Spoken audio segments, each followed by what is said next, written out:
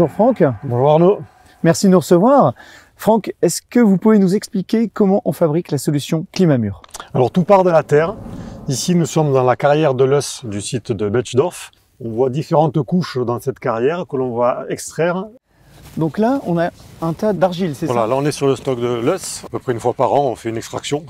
Et on se dirige là vers le stock de marne. Pourquoi rajouter de la marne? Alors la marne, ça nous permet d'améliorer la performance en termes de résistance à la compression, résistance au gel et aussi au niveau thermique. Après, en plus de ces argiles, nous allons rajouter 20% de papier qui viennent de l'industrie papetière, donc c'est un recyclage de déchets, et 2% de sciure. Et donc tout ça, on l'amène comment dans l'usine? Alors on a une chargeuse qui vient récupérer des godets de marne, de l'Eus, de papier, de sciure et qui vient déposer ces différents produits dans des trémies doseuses.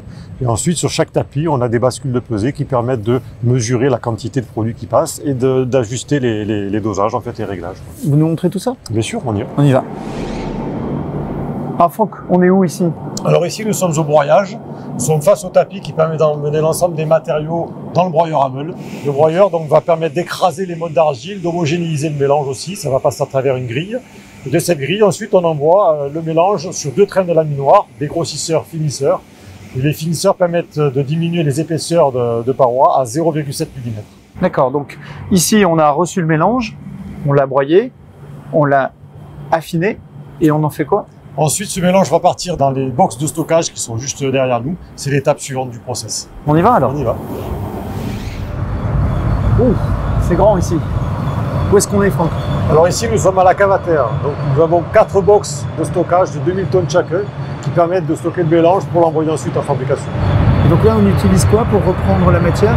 Alors c'est un excavateur qui nous permet de reprendre la matière à la verticale, toujours dans le but d'être le plus homogène possible, et qui va déposer cette matière sur le tapis pour l'envoyer ensuite au façonnage.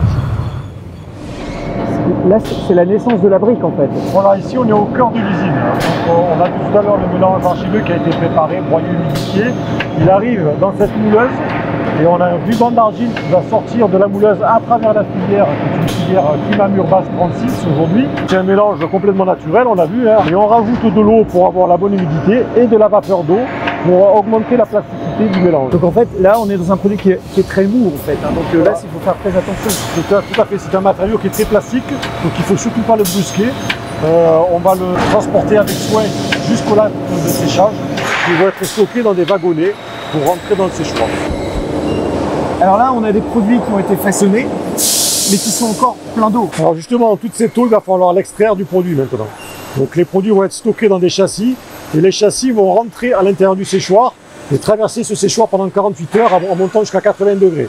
Ça va nous permettre d'enlever toute l'eau qui est à l'intérieur des briques pour avoir une brique dure qui va pouvoir être empilée sur des wagons de four.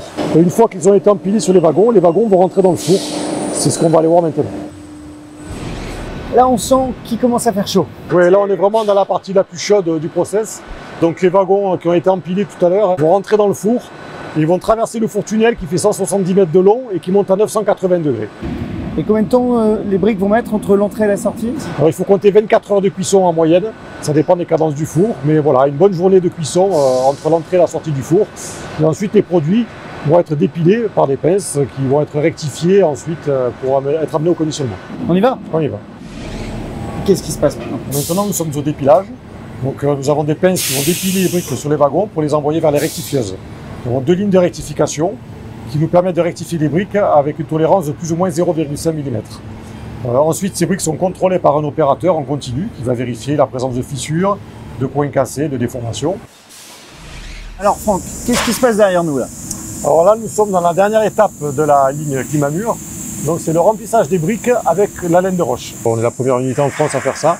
C'est une unité qui a été construite l'an dernier et qui nous permet de remplir chaque brique avec des pâtes de laine de roche qui ont été prédécoupées juste avant. Un produit entièrement naturel, tout vient de la terre, que ce soit la brique en terre cuite ou la laine de roche. Il n'y a pas de produits chimiques. Et ensuite, ça part sur les camions et direction client. D'accord. On a vu toutes les chaînes de production, de la brique jusqu'au remplissage. Je vous remercie de nous avoir accompagnés sur toute cette partie-là. Et je vais maintenant aller voir ce qu'on fait avec la Climamur. Tout à fait, mais c'était un plaisir. Merci beaucoup Bonne Franck. journée. À bientôt.